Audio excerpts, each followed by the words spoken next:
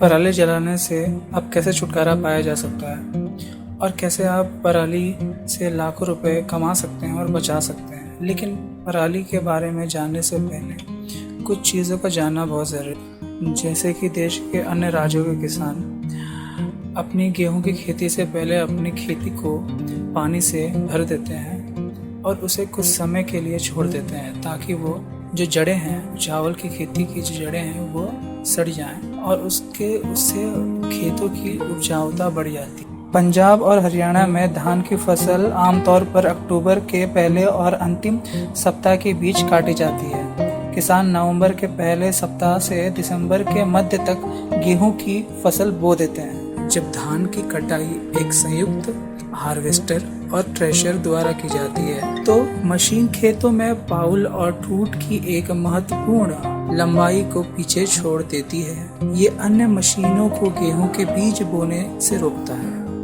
चावल की कटाई के मौसम और गेहूं के बुआई के समय के बीच केवल 10 से 15 दिन का साथ रहता है। किसान अक्सर धान के मलबे को जल्दी से खत्म करने के लिए स्टोव जलाने के कुछ अनुमानों के अनुसार किसान ने पंजाब और हरियाणा में लगभग 11 मिलियन टन मल जला दिया है। इस वर्ष संख्या समान रहने की संभावना है। पराली जलाने के कारण उसका प्रभाव विनाशकारी होता है। दिल्ली एनसीआर के वायु गुणवत्ता निगरानी स्टेशन एयर क्वालिटी इंडेक्स पर 999 की ऊपर का इंडेक्स दिखाया जाता है, जो इमरजेंसी के लेवल के अबव है, जिसके कारण स्कूल और ऑफिस को जबरदस्ती बंद किया जाता है ताकि लोगों के स्वास्थ्य की सुरक्षा की जा सके। पराली जलाने के कारण ये खेतों की गुणवत्ता को भी खराब करता है और उसकी उपजाऊता को भी कम कर देता है। अगर किसान खुद से पराली को निकालना चाहे तो उन्हें कम से कम 7 से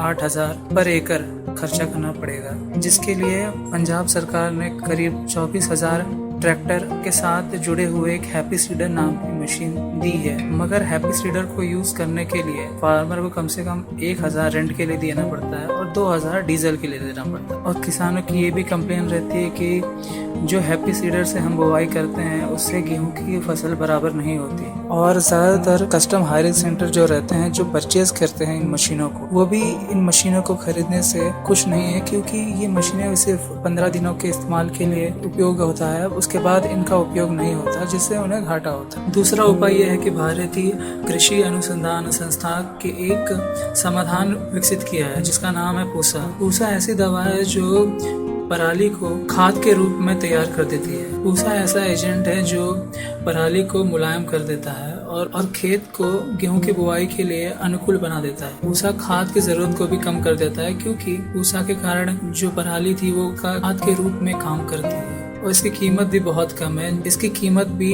1,000 रुपए पर एकड़ पड़ती है। और पूसा को खुद भी बनाया जा सकता है, जैसे कि उसके बनाने के लिए हमें चाहिए 25 लीटर उबला हुआ पानी और 150 ग्राम गुड़ को मिक्स कर देंगे हम 50 ग्राम बेसन में और 4 डीकम्पोजर कैप्सूल डाल देंगे।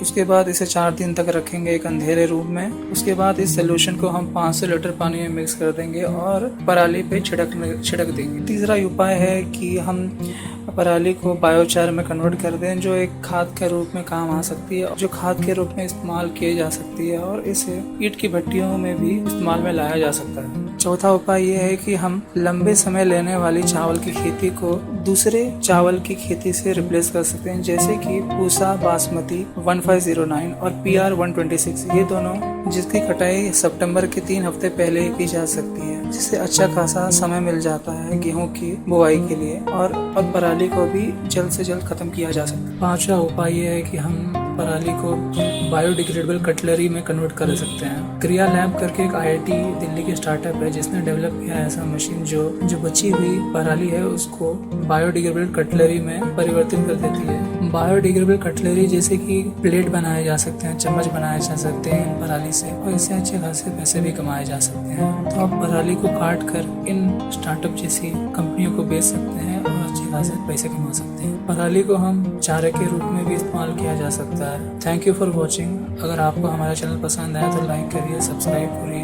ताकि हम ऐसे ही बेहतर वीडियो और जानकारी भरे वीडियो आपके लिए बनाते रहें।